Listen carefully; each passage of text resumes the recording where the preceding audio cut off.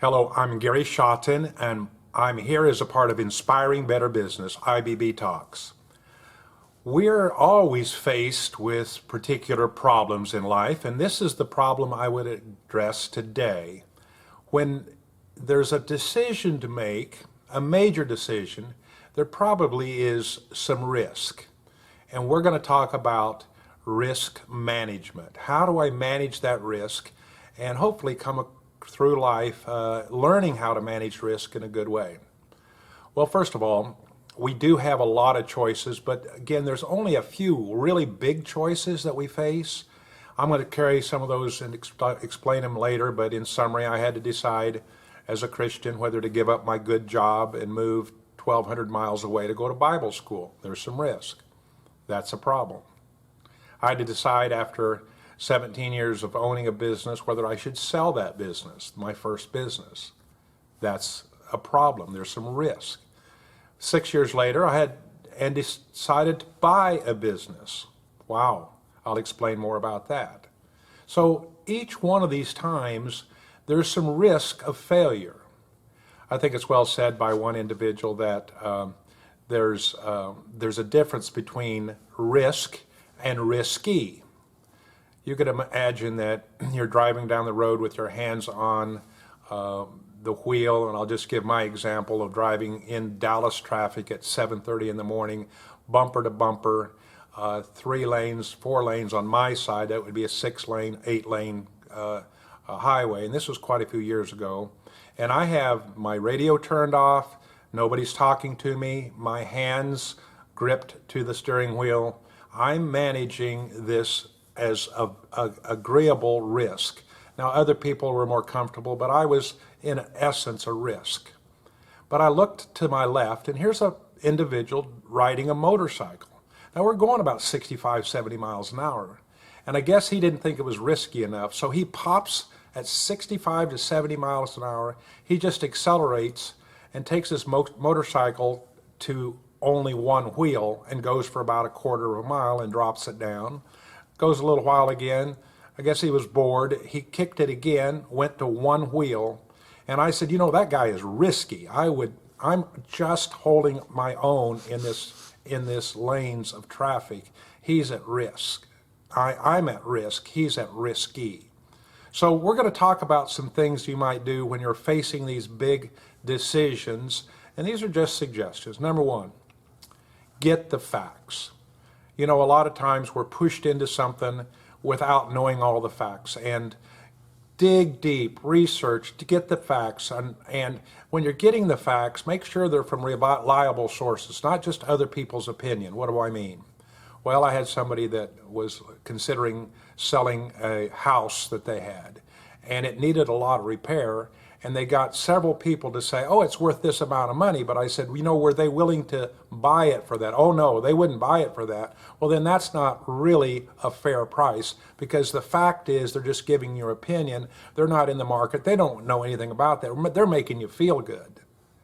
So get the facts from reliable sources that you have some confidence in, and you have the ability, if you don't know how to understand and read your financial statements, you need to practice that and learn that anyway. And you better learn small before you get big, because that's one of the factors in most business decisions. Number two, if this doesn't work out, what's the alternative? What would happen? What would be my way out? How could I bail myself out? Because not everything's guaranteed. I mean, it's not much of a risk if it's a slam dunk. So it's fair to ask, what's my alternatives if this doesn't work out? Number three, maybe you should delay the decision as long as possible. I had a situation where I had a deadline. It was Friday afternoon at 5 o'clock. I didn't feel comfortable. It was a major, major decision. I said, you know, I'll lose that contract. I am not making an agreement at that point. If it's there on Monday, it's there on Monday. If it's not there on Monday, I'm okay, because I'm not pushed into making a decision until I'm ready. Now, there's also a hypothetical story here that goes like this. A reporter was interviewing a very successful individual, and as most successful individuals are, they didn't talk a lot. So the reporter was very flustered and a little bit perturbed maybe, because he kept asking these questions and the individual with wealth just would not get any answers. And finally he said, well, tell me, how did you become so successful?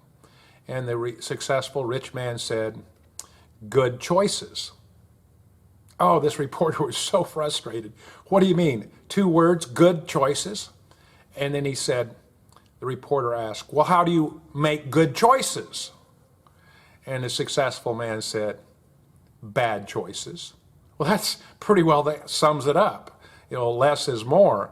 You learn a lot by the mistakes you make, and just don't make such a big mistake that you're going to regret it. Now, on delaying the decisions, don't wait too long. If you've done your research and you know what's right, if you stall beyond a point and it was a good deal, somebody else is going to take it. I don't know how many times I said, I knew about that. I saw that 6 weeks ago, 6 months ago. I should have investigated that, and then I'll see somebody else did very similar what I was wanting to do. It's okay. There's another chance. Now, on the spiritual side, here's where the Holy Spirit, the Spirit of God could come and help. We're not calling upon the Spirit of God to direct me on what shirt to wear and what shoes to wear. I mean, there's a lot of life that's just your choice.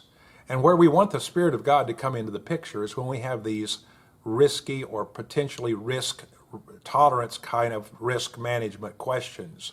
Should I do this? Because this could make a long-lasting effect on me and my family. And so it's fair to say that you want to do your research. One person said it this way.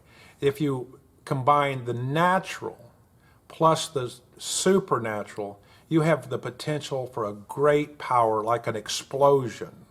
Natural plus supernatural makes the difference. Let me give 3 quick examples in my life. I alluded to them. I had my first job out of college. I'm a young guy. I worked 9.5 years. I have a good paycheck. I have a company vehicle. And yet I could see that at the end of life, I really didn't want to expend the entire life working for a large oil company. I could see some personal pitfalls. It wasn't for me. But I had a risk. I had a choice.